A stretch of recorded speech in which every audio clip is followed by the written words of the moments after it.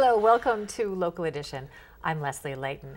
Well, how do you show up to work and do a good job as a legislator if you are simply outnumbered? There's a supermajority, Democrats holding that title in Sacramento right now. And with us now to discuss that is Republican Tim Donnelly.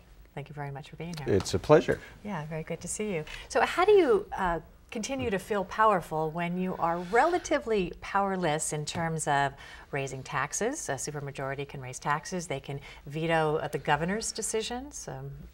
I don't know that you ever feel powerful in this role because there's a tremendous amount of power that is given to you when you represent the people.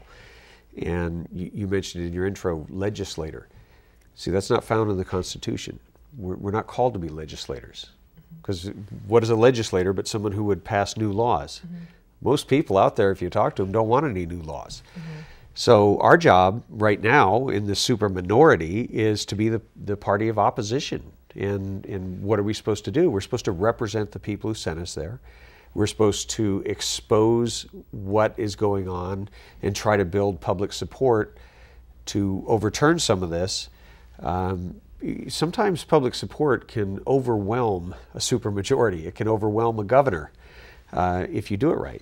Okay, so you might not be able to have the votes that can affect that, but you can certainly get messages out that can rise certain issues to the topics for discussion. Well, sure. Obviously, we don't have the votes. We didn't have the votes last time except for two. We had two votes to forestall a tax increase. And we did a good job of holding off and defeating a tax increase, and that led to an increase in revenues. By reducing the tax rates in 2011, revenues went up 7%. The problem is that the Democrat majority decided to go and spend 38% more than the 7% increase. And I think we're going to see it play out again. Before the governor is up for re-election, I think we're going to see them come back to the people and say, oh yeah, we need another tax increase. Because even though we raise the rates on the most successful people, the people who control the capital and create the jobs, they don't have to play. Some of them are going to take their marbles and go home.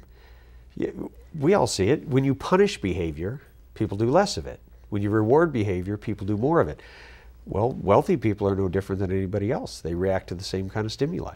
But there are a lot fewer of them. And in a democratic state, in a country where people get to vote their ideas, and there are so few relatively wealthy people, how is that ever going to shift around? Even if there is the threat of the wealthy people taking their marbles and going home, it seems like it's going to go on until there is some sort of collapse. Absolutely. I think you're right.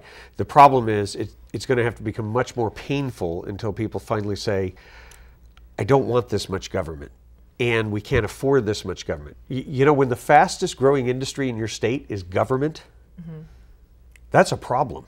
Okay. And so I think what we're going to see are fewer jobs. And when there are fewer jobs for regular people, then they're going to start looking at the source of that, and there's going to be blowback against one-party rule. Okay, so your greatest strength this session may be simply to get your message out. We have 30 seconds left. What is the message that's going to be the theme running through this next year? California can do a heck of a lot better than this. You know, we're not the people who turn to the government for solutions and answers. We're the people who lead the world. We're Californians. And you know what? I think that the government ought to get out of the way of the people so that we can get this great engine of growth going again, so that there'll be a surplus of jobs instead of too many people on unemployment and needing assistance. I think the great hope is freedom and free enterprise. All right, Assemblyman Tim Donnelly, we'll be checking back in with you as the time goes by. Thanks so much for joining us, and thank you for joining us.